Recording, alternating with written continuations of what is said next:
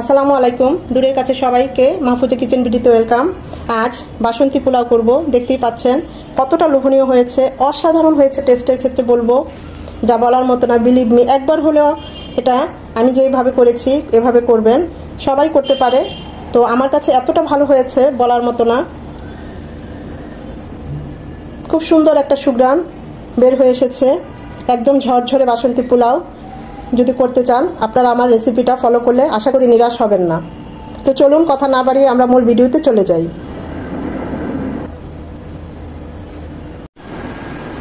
বাসন্তী পোলাও রান্না করব, সেই জন্য আমি 3 পট পোলার চাল নিয়েছি, চিনি গুঁড়া পোলার চাল। এটাকে এখন খুব ভালোভাবে ধুয়ে নেব, আলতোভাবে। যে পর্যন্ত একদম পরিষ্কার পানি না হয় সে পর্যন্ত 3 থেকে 4 বার ধুয়ে নেব। ধুয়ে ভালোভাবে পানিটা ঝরিয়ে নেব। এটা ভিজিয়ে রাখার কোনো দরকার নাই, কিন্তু খুব ভালোভাবে ধুয়ে পানিটা ছেঁকে নেব। চালটাকে পানিটা ঝরিয়ে নিয়েছি, এখন একটা বড় পাত্রে ঢেলে নিচ্ছি।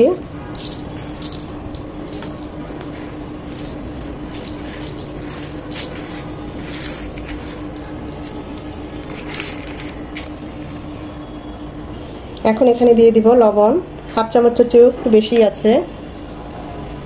দিয়ে দিব 1 চামচ আদা বাটা, 1 চামচ হলুদ গুঁড়ো। হলুদ পরিমাণ মতো দিতে হবে, বেশি দিলে কিন্তু হলুদের গন্ধ করবে। দিয়ে দিব 1 চামচ চিনি, আর দিয়ে দিব এখানে 4 চামচ ঘি। আমি গরম করে গলিয়ে নিয়েছি, গলিয়ে আবার একটু ঠান্ডা করে নিয়েছি। এখন সেটা দিয়ে দিচ্ছি। এই বাসন্তী পোলাওটা ঘি দিয়ে করলে খুব ভালো হয়, পুরোটা যদি ঘি দিয়ে করা যায়। তবে আমি তেল আর ঘি দুটো মিশিয়েই করব। এখন এই সব কিছু খুব ভালোভাবে মিশিয়ে নেব, আলতোভাবে মেশাবো, যেহেতু চালটা ভেজা ভেঙে যাবে। খুব ভালোভাবে সব কিছু মিশিয়ে নেব।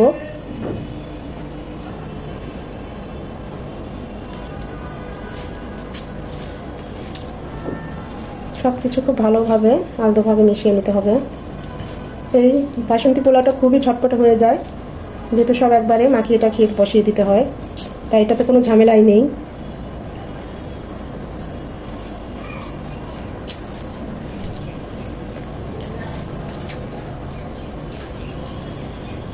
আমাদের চালটা মাখা হয়ে গিয়েছে, এখন আমরা চুলায় চলে যাব। চুলায় হাঁড়ি বসিয়ে দিয়েছি, দিয়ে দিচ্ছি 1 চামচ সয়াবিন তেল, সাথে আরো 1 চামচ ঘি।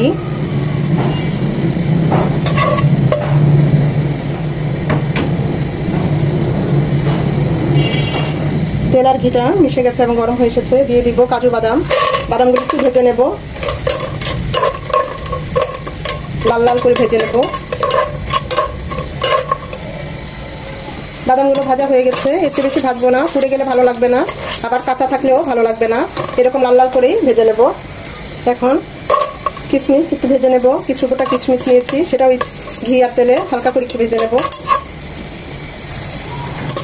কিশমিশগুলো উঠিয়ে নিচ্ছি। এই প্যানে দিয়ে দিচ্ছি আরো 2 চামচ সয়াবিন তেল,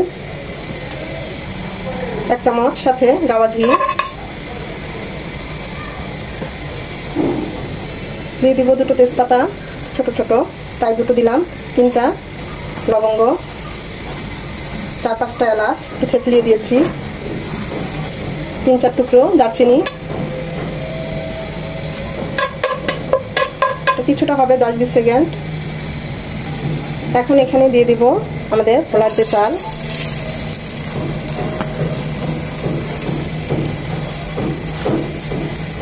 আপনারা চাইলে পুরোটাই ঘি দিয়ে করতে পারেন, আবার তেল আর ঘি দিয়ে করলেও খুব ভালো হয়।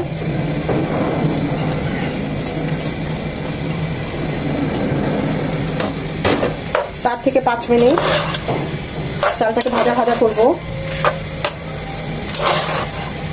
ভালোভাবে মিশিয়ে নেব। 5-6 মিনিট এভাবে চালটাকে ভাজতে গেলে দেখবেন এরকম মচমচে একটা শব্দ চলে আসবে। এদিকে আমাদের যে আদা বাটাটা দিয়েছি সেটাও ভাজা হয়ে যাবে এই চালের সাথেই। তখনই বুঝতে হবে আমাদের চালটা ভাজা হয়ে গিয়েছে, ঝরঝরে হয়ে যাবে আর এরকম মচমচ শব্দ হবে।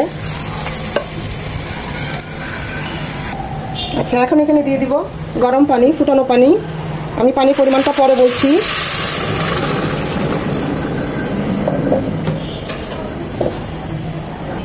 দিয়ে দিব স্বাদ মতো লবণ। আমরা কিন্তু চালটা মাখানোর সময় কিছুটা লবণ দিয়েছিলাম, তাই টেস্ট করে লবণটা দিতে হবে। আর চিনি দিয়ে দেব, এটা একটু মিষ্টি মিষ্টি হয়, তারপরে যারা চিনিটা অ্যাভয়েড করতে চান 1 চামচ হলেও দিবেন। আমি এখানে 2 চামচ চিনি দিলাম। খুব ভালোভাবে নেড়ে চেড়ে মিশিয়ে নেব।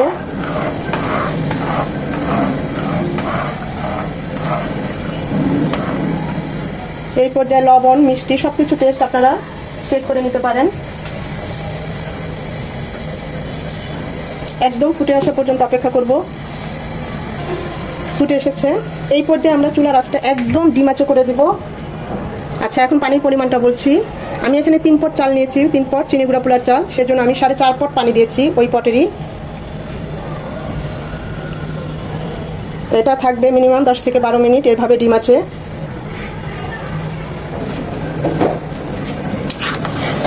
পাঁচ মিনিট পর আমি আরেকবার একটু উল্টিয়ে পাল্টিয়ে দিচ্ছি।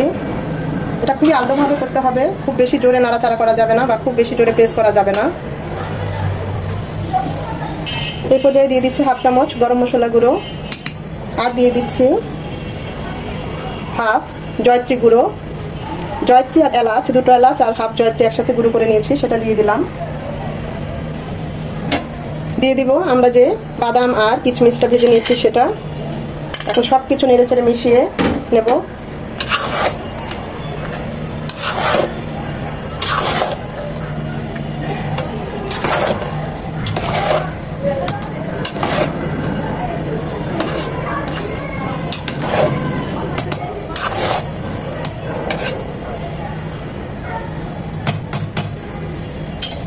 এখন এটা দমে যাবে আরো 5 থেকে 7 মিনিট।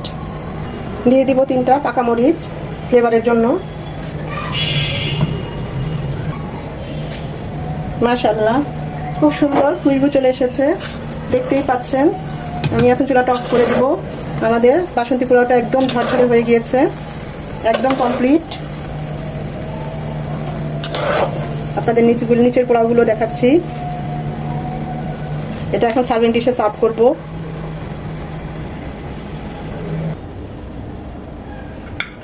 দেখুন কতটা ঝরঝরে হয়েছে, আর টেস্টের কথা কি বলবো,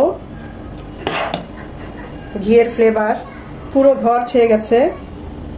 তার মধ্যে আবার চিনি গুঁড়া পোলার চাল, অসাধারণ হয়।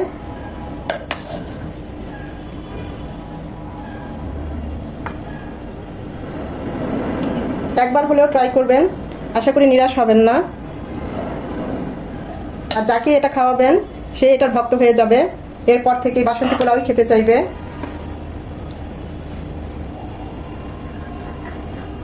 কতটা ঝটপটে তৈরি হয়ে গেল ঝরঝরে বাসন্তী পোলাও, দেখতেই পাচ্ছেন। অসাধারণ হয়েছে, সত্যি বলছি, খুব ভালো হয়েছে। কতটা ঝরঝরে হয়েছে আমি আপনাদের আরেকটু দেখাই। একদম ঝরঝরে, দেখতেই পাচ্ছেন।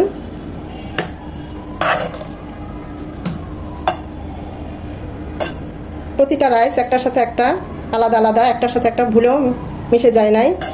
টেস্টও খুব ভালো হয়েছে। বাসন্তী পোলাওর সাথে মাটন, বিফ, এরকম চিলি গার্লিক সসেস হলে তো কোনো কথাই নেই।